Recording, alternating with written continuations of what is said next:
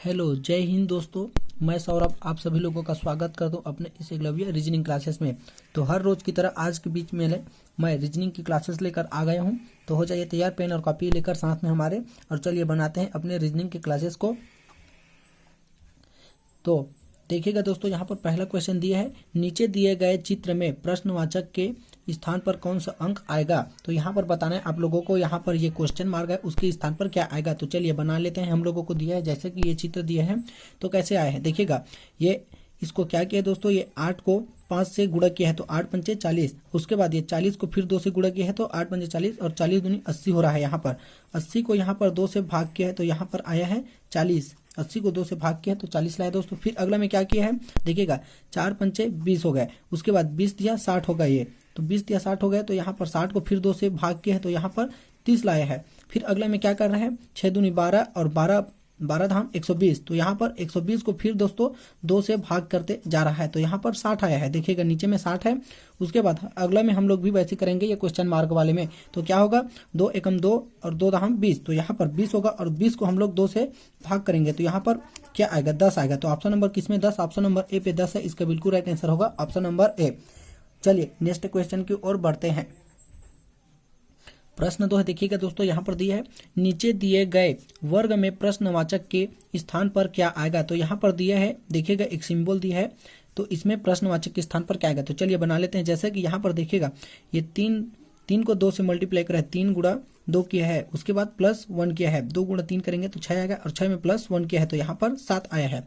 फिर अगला में क्या कर रहा है, 5 गुणा 4 करेंगे तो यहाँ पर 20 आएगा, और 20 में प्लस 3 किया है तो यहाँ पर 23 आया है दोस्तों। फिर अगला में क्या कर रहे हैं, 7 गुणा 6, फिर 7 गुणा 6 करेंगे तो यहाँ पर 42 आएगा, 42 में प्लस 5 किया है तो यहाँ पर 47 आया है।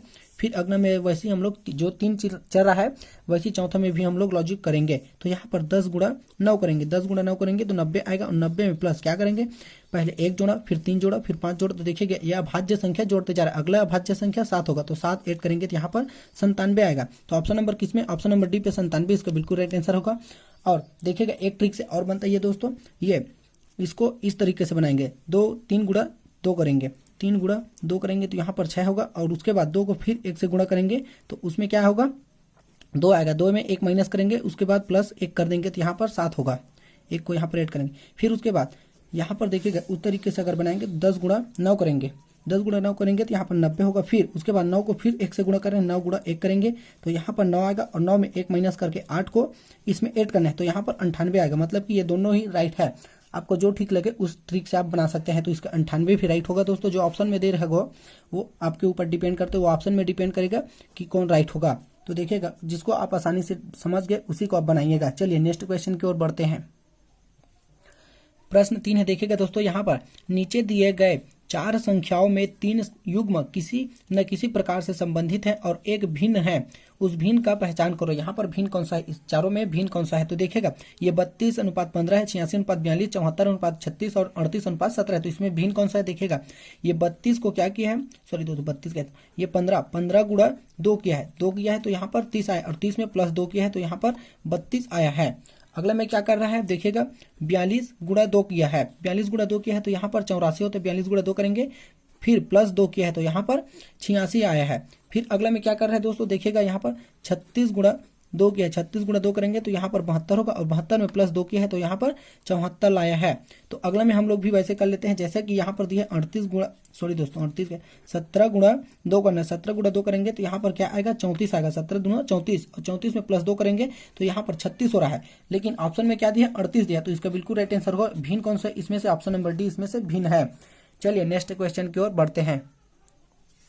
प्रश्न 4 है, देखिएगा दोस्तों, यहाँ पर दिया आपकी स्क्रीन पर, यदि राहुल आदित्य से लंबा है किंतु रोहन से छोटा है, रोहन करण से लंबा है, तो इनमें से सबसे छोटा कौन सा है। तो क्या कह रहा है, राहुल आदित्य से बड़ा है, जो राहुल है वो आदित्य से बड़ा, मतलब कि आदित्य यहाँ पर आएगा, आदित्य, राहुल आदित्य से बड़ा है तो आदित्य नीचे होगा और राहुल ऊपर होगा।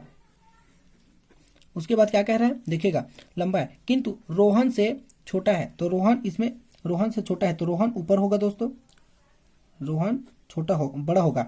उसके बाद क्या है, आदित्य, राहुल आदित्य से लंबा है, ये राहुल है आदित्य से लंबा हो गया, किंतु रोहन से छोटा है, किंतु ये रोहन है ये उससे भी बड़ा है राहुल से। अब क्या कह रहे हैं, रोहन करण से लंबा है। रोहन जो है वो करण से लंबा है, मतलब कि इन दोनों के बीच में करण आएगा, इन दोनों के बीच में करण आएगा। रोहन करण से लंबा है तो करण रोहन से छोटा होगा। उसके बाद क्या कह रहे देखिए, तो इनमें से सबसे छोटा कौन सा, सबसे छोटा ये आदित्य होगा। ऑप्शन नंबर सी इसका बिल्कुल राइट आंसर होगा। समझ में आएगा दोस्तों। देखिएगा जो राहुल है वो आदित्य से क्या है दोस्तों, बड़ा है। राहुल आदित्य से बड़ा है, रोहन इससे भी बड़ा है राहुल से। रोहन जो है राहुल से बड़ा है, और ये करण, करण जो है वो रोहन से छोटा है, तो इसमें सबसे छोटा आदित्य ही होगा। चलिए नेक्स्ट क्वेश्चन की ओर बढ़ते हैं। प्रश्न 5 देखिएगा दोस्तों, यहाँ पर दिया है नीचे दिए गए 4 ऑप्शन में से 2024 कौन सा ऑप्शन है। इन चारों ऑप्शन में से 2024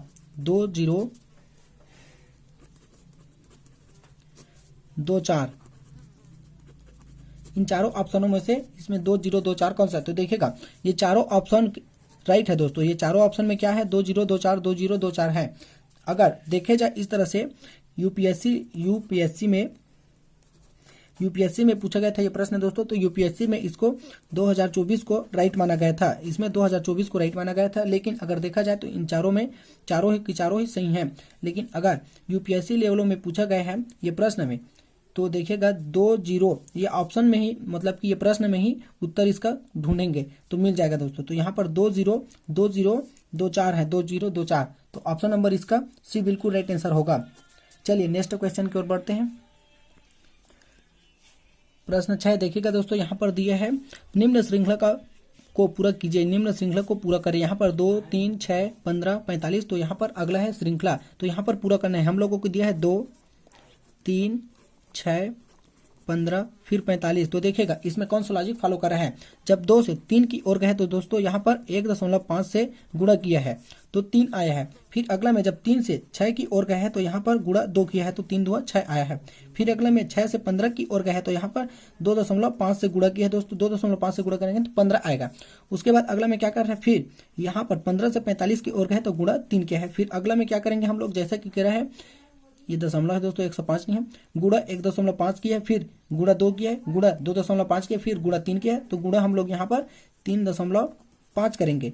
और जब 3.5 करेंगे 45 गुणा 3.5 करेंगे तो यहाँ पर आएगा दोस्तों हमारे बीच में 157.5। इसका बिल्कुल राइट आंसर होगा 157.5। किस ऑप्शन में देखेगा, ऑप्शन नंबर यहाँ पर सी पे है, इसका बिल्कुल राइट आंसर होगा 157.5। चलिए नेक्स्ट क्वेश्चन की ओर बढ़ते हैं। प्रश्न 7 देखिएगा दोस्तों, यहाँ पर ब्लड रिलेशन का लाया हूँ आपके बीच में मैं प्रश्न 7 जो आजकल की हर एग्जाम में पूछे गए हैं और पूछते भी हैं। तो देखिएगा दिया है MD की बहन है, RD का भाई है, FM का पिता है और TR की माता है, तो D का T से क्या संबंध है। तो यहाँ पर देखिएगा जो मेल होगा उसको हम लोग यहाँ पर प्लस से डिवाइड करेंगे और जो फीमेल है उसको माइनस से। तो यहाँ पर देखिएगा क्या कह रहा है, MD की बहन है, M जो D की बहन है। देखिएगा जी यहाँ पर MD की बहन है, मतलब कि ये बहन हो गया तो माइनस हो गया। फिर क्या कह रहा है, उसके बाद RD का भाई है, यहाँ पर R जो है वो D का भाई है तो ये प्लस हो गया, ये भाई हो गया।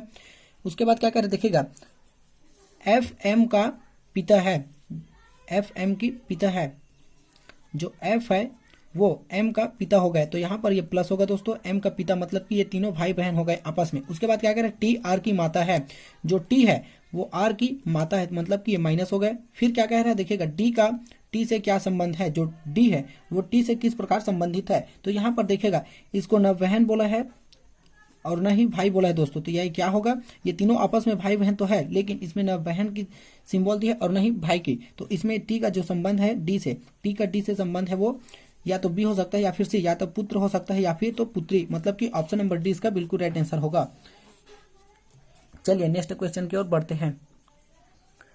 प्रश्न 8 है और आज का अंतिम प्रश्न है दोस्तों। देखिएगा यहाँ पर दिया है एक लड़की की ओर इशारा करते हुए मोहन ने कहा वह मेरे दादाजी के एक मात्र पुत्र वधु की पुत्री है, मोहन का उस लड़की से क्या संबंध है। तो यहाँ पर क्या कह रहे देखिएगा जो मोहन है, मोहन हो गए दोस्तों, मोहन क्या कह रहे एक लड़की की ओर इशारा करते हुए मोहन ने कहा वह मेरे दादाजी के, मतलब कि मोहन का दादाजी की एकमात्र पुत्र वधु है, मतलब कि इसकी पुत्र वधु यहाँ पर क्या होगा, एकमात्र पुत्र वधु है।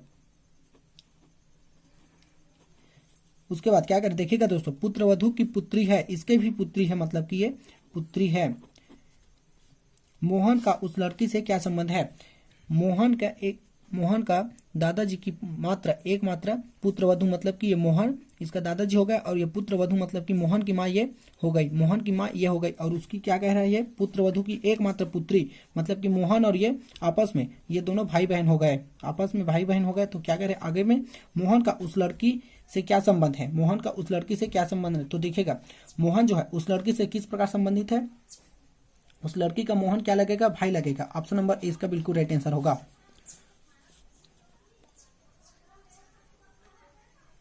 सॉरी दोस्तों, यहाँ पर मोहन का उस लड़की से क्या संबंध पूछा, तो ये बहन होगी दोस्तों, बहन। ऑप्शन नंबर ए गलत है, ऑप्शन नंबर डी इसका बिल्कुल राइट आंसर होगा। क्या कह रहे हैं, मोहन का उस लड़की से क्या संबंध है, जो मोहन है उस लड़की को क्या कहेगा, तो ये बहन कहेगा। तो आज के लिए बस इतने प्रश्न लाया था, बहुत मेहनत करके प्रश्न बनाता हूँ दोस्तों आपके लिए। तो कैसा लगा कमेंट में जरूर बताइएगा। मेरा पढ़ाई हुआ, अगर मेरा पढ़ाई हुआ आप लोगों को पसंद है तो please like share and subscribe करना न भूलें, और हमारे चैनल को ज्वाइन करें। इसी तरह रोज की शाम 8 बजे रीजनिंग की क्लासेस लगता है दोस्तों, जो बहुत ही आसान ट्रिक से हम लोग बताते हैं। तो जुड़ जाइएगा और अपने दोस्तों के साथ शेयर करें, ताकि हम आपके दोस्त भी एग्जामों के लिए बहुत ही अच्छे से तैयारी कर सके। तो कल की क्लास में फिर मिलेंगे, तब तक के लिए जय हिंद, जय भारत।